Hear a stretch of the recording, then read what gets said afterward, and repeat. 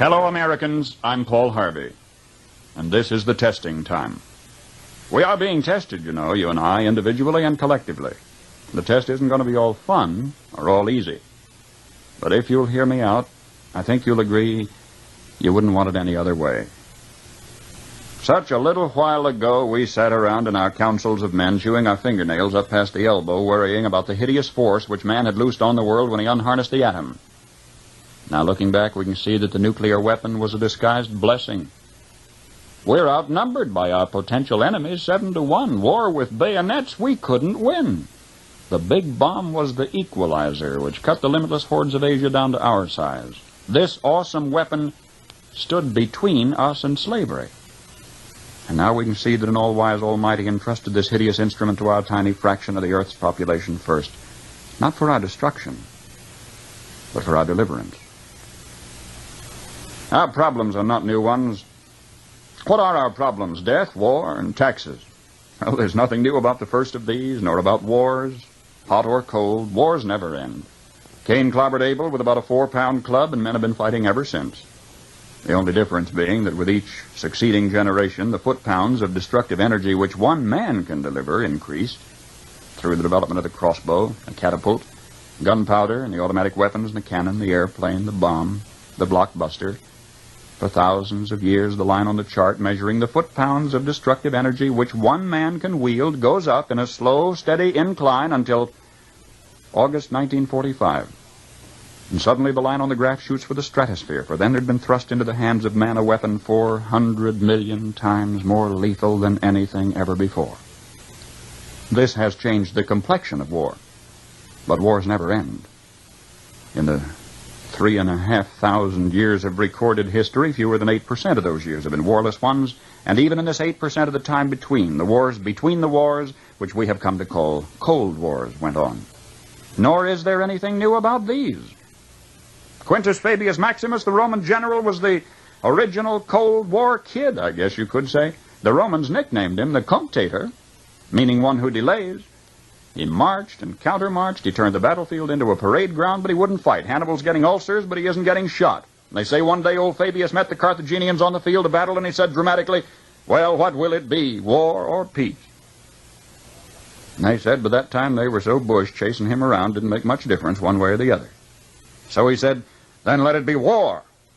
And with a dramatic flourish, he flung his toga to the ground and ran as fast as he could in the opposite direction. Now, there's nothing new about wars, hot or cold. Cold wars are waged by the forces of espionage and counter-espionage. And history demonstrates that who wins this war between the wars generally determines who gets the drop on whom when somebody blows the whistle on a shooting match. Now, however, with the major world powers armed with weapons of annihilation, it is possible that for the first time in history, the Cold War between the wars may be perpetuated. You see, when you and I were boys, we used to resolve our differences as boys with our fists, and generally, you or I would come home with a black eye or a bloody nose, but the difference was resolved. We don't do it that way anymore. Nowadays, though we try to pretend to our wives that we have some nobler motive, the fact of the matter is that the only reason we don't fight with our fists anymore is that we are so increased in size and physical prowess, we've become so strong in the arms and so soft in the tummy, that if we were to wage combat, somebody might get badly hurt. Maybe somebody might get killed. It just wouldn't be worth it. So now we resolve our differences by more moderate means. Americans, it's the judgment of most thinking men that the great nation-states of the world have now approached such a position of physical strength, physical prowess, that none will dare to attack the other. If the initiation of the armed conflict is in itself a suicidal act, then a military standoff might conceivably be perpetuated and doomsday postponed indefinitely. This, however, presupposes that we're going to keep us strong. That's us spelled U-S. Strong in our arms and in our hearts. Now then, what makes a nation strong? Taxes? There's nothing new about those either. The first income tax was paid by Abraham. was written on a rock by the hand of divinity and handed to Moses at the top of Mount Sinai. And you might want to remember this. It was at the flat rate of 10%. It promised the wrath of God on anybody who tampered with or violated that law. Christ was born in Bethlehem because Joseph was on his way to pay his taxes. Joseph was a relatively well-to-do landowner of the house and lineage of David. Yet the taxes exacted by Caesar Augustus were so exorbitant that he didn't have enough money left over to employ a trusted messenger for the mission, so though his wife was great with child, he made the journey himself. And Christ was born in Bethlehem because Joseph was on his way to pay his taxes.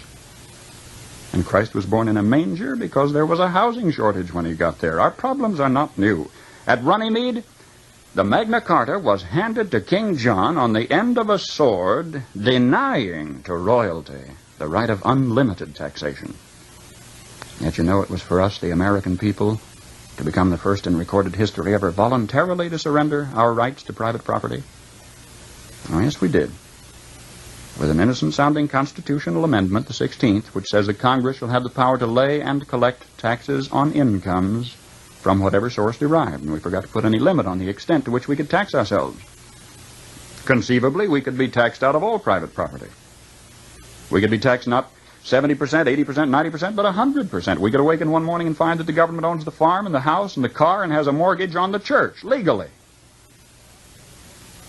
Historically, whenever any nation has taxed its people more than 25% of their national income, initiative was destroyed and that nation was headed for economic eclipse. Well, presently, the American people are being taxed 33% of their total income. History says we'll roll forward on momentum for a little while, but we'd better get some more gas in the tank pretty quick. You see, ours is not the first by George good government to arise on the world stage. There have been several. Rome, and Spain, and Greece, and China, and each enjoyed about 150 years at its zenith. That's just about our time in the New World. And then each decayed away. Not one of them was ever destroyed by anybody else's marching legions. Each rotted away, morally, socially, culturally, economically, simultaneously. You know, one of the most cruel paradoxes of history is this. Because each was a good government, it bore bountiful fruit. And when it bore bountiful fruit, the people got fat. And when they got fat, they got lazy. When they got lazy, they began to want to absolve themselves of personal responsibility and turn over to government to do for them things which traditionally they had been doing for themselves.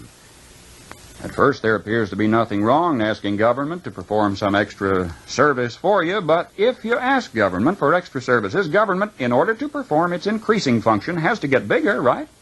Right?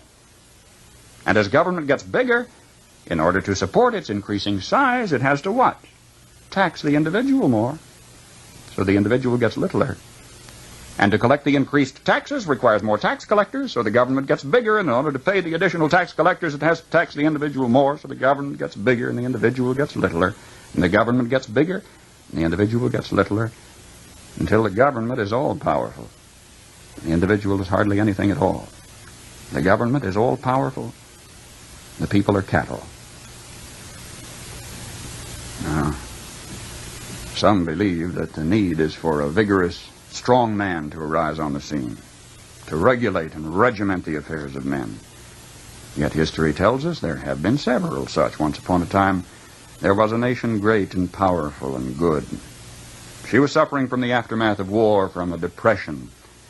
And then came upon the scene a leader, an idealist, self-confident, intolerant of criticism. Wisely, he limited his early activities to combating the financial depression. Nobody could argue with that. But in a while, he began to regulate business and establish new rules to govern commerce and finance. Some of them in diametrical disagreement with the God-made laws of supply and demand, but anybody who disagreed with those new rules was promptly fired. The new leader saw that under the old system of free enterprise, landlords prospered, so he levied new taxes to take away their profits and destroy what he called the monopoly of capital. To please laborers, he controlled prices. To win the favor of the farmers, he gave them loans and subsidies. The national debt mounted alarmingly. Whenever anybody tried to tell him that governments, even as people, can go broke when they spend beyond their incomes, he said they just didn't understand deficit finance. Well, what do you say? Did he build on rock or on sand? I say on sand. For you see, this was the story of Emperor Su Tongpo, who led China to its doom more than 1,000 years ago. And I am as satisfied with all my heart that if Uncle Sam ever does get whipped, here too, it will have been an inside job. It was internal decay. It was not external attack that destroyed the Roman Empire. Starting about 146 BC, internal conditions in Rome were characterized by a welter of class wars and conflicts, street brawls, corrupt governors, lack of personal integrity and moral responsibility. About 290 years after Christ, a Roman emperor named Diocletian took over. He really grabbed the bull by the horns. He took over in a period of turmoil and severe depression. The first thing Diocletian did was call in the gold and close the banks and raise the taxes. He reduced the power of the Senate, delegated its power to a lot of little government bureaus. Do you know they even had a Transportation Act back there prescribing the fee required to rent one laden ass per mile? And at today's rate of exchange, it would have amounted to about 1/8 cent per mile, which meant that in order to make a profit, a jackass would have to carry 5 passengers. That was simply beyond the capacity of the jackass. Diocletian put millions of people on the public payroll, but when this failed to do the job, the country was still in trouble. He asked more personal powers for himself. For a brief while, incidentally, they were standby powers, but then he used them all at once. He froze wages, he froze prices, he froze jobs, he stopped profits, he dictated to the farmer what he should plant, when and how he should sell it, and for how much, and he rationed food. And what happened? The labor market closed down. Incentive was gone. Farm life became dependent on bureaucratic red tape. Exorbitant taxes cost the farmer his land. He kept for himself only a small plot on which he might grow turnips for his family. He lost the rest of it to the state. And without food and with incentive gone, city life stagnated and declined.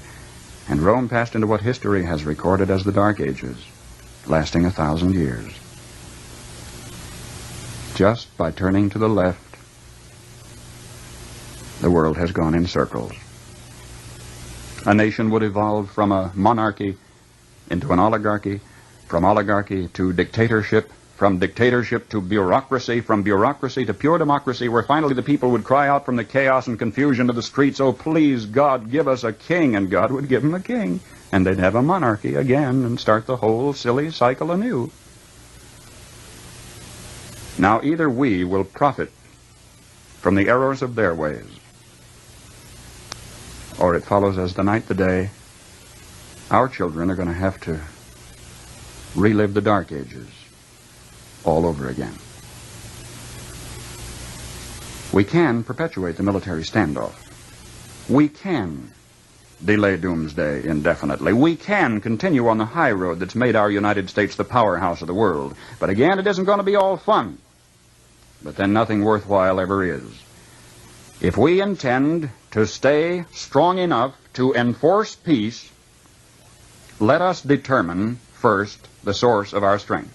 How come, after thousands of years of experiment, our new nation has come so far so fast? All this in less than 200 years. What is the secret of our success? Well, I think it had to do with a basic American's creed. Perhaps it never passed the pioneer's lips in this form, but if it had, I think he would have said something like this: I believe in my God, in my country, and in myself. I know that sounds like a trite, too simple thing to say, and yet it's a rare man today who will dare to stand up and say, I believe in my God and my country and in myself, and in that order. When the early American pioneer first turned his eyes toward the West, there were only Indian trails, or traces as they were called, for him to follow through the wilderness. Do you know today you can roller skate from Miami to Seattle? From San Diego to Plymouth Rock? In this little bitty instant, as historical time is measured, our 7% of the Earth's population has come to possess more than half of all the world's good things. How come? Well, sir, when that early pioneer turned his eyes toward the West, he didn't demand that somebody else look after him. He didn't demand a free education. He didn't demand a guaranteed rocking chair at eventide. He didn't demand that somebody else take care of him if he got ill or got old. There was an old-fashioned philosophy in those days that a man was supposed to provide for his own and for his own future. He didn't demand a maximum amount of money for a minimum amount of work. Nor did he expect pay for no work at all. Come to think of it, he didn't demand anything. That hard-handed pioneer just looked out there at the rolling plains stretching away to the tall green mountains, and then lifted his eyes to the blue skies and said, "Thank you, God. Now I can take it from here."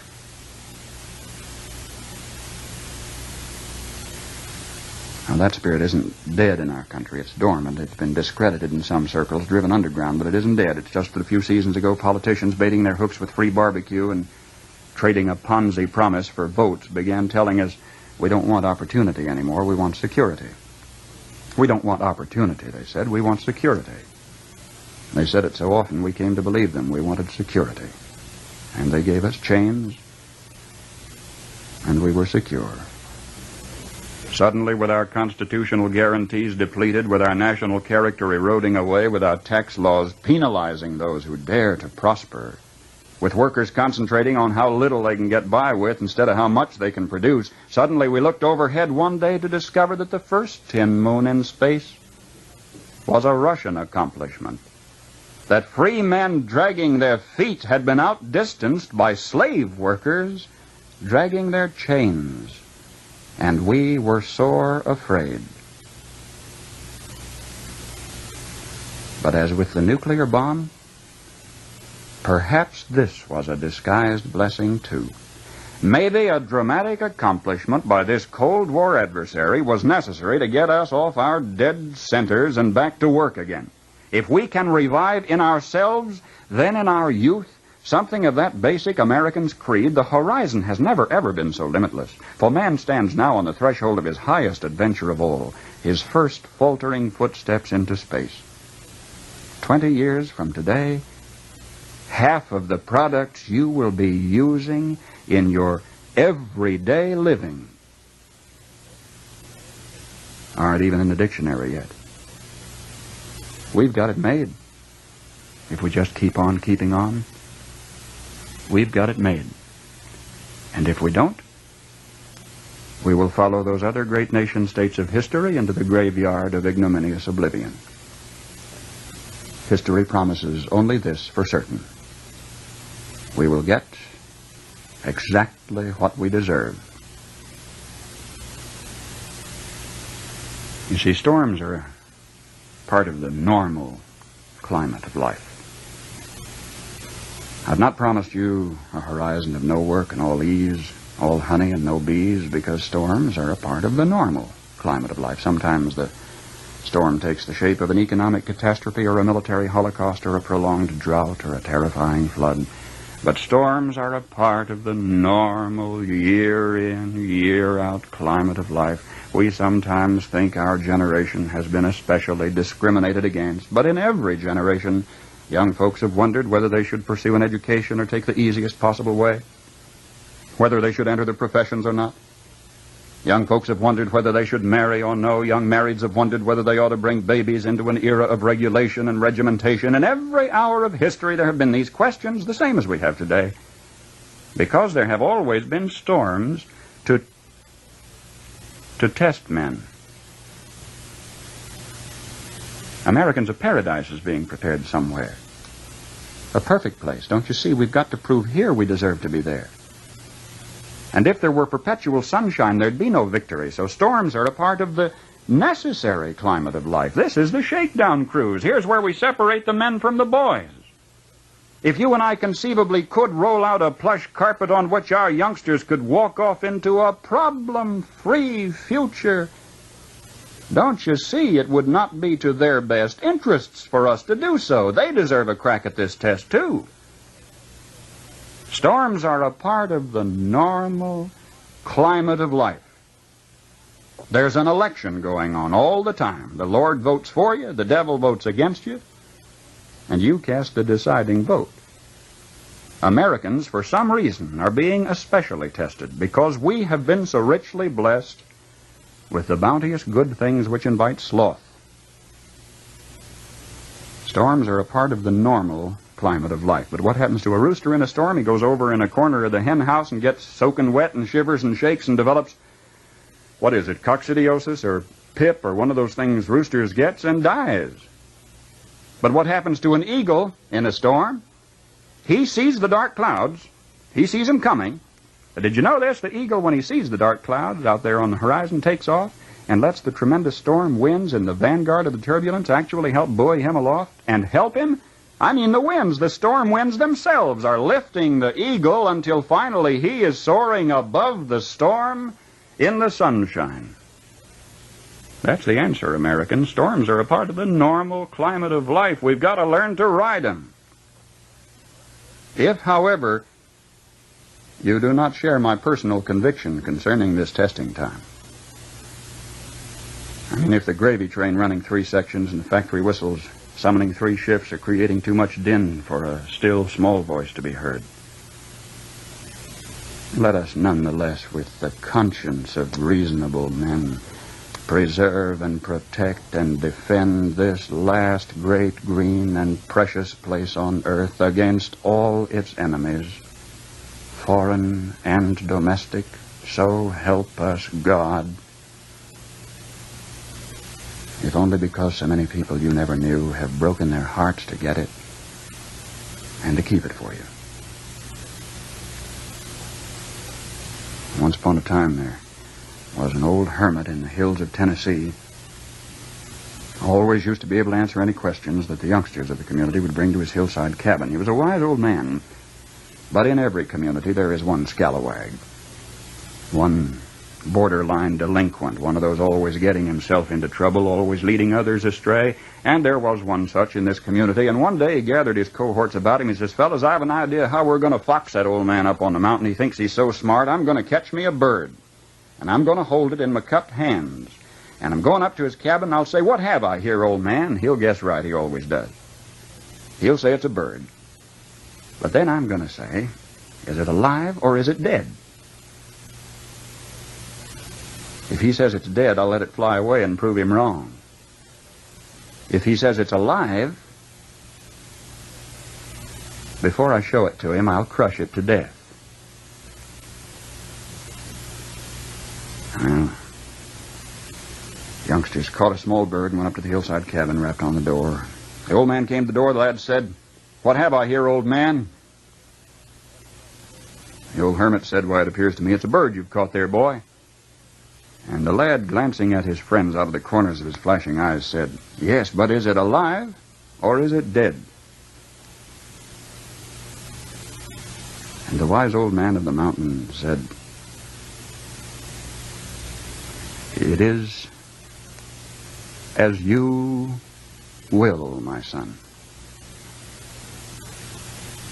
That is the sum of it, Americans. We have here captured the elusive eagle of individual liberty. Now you can love it and feed it and watch it fly, or neglect it and starve it, and it'll die. It is as you will. The future is in your hands.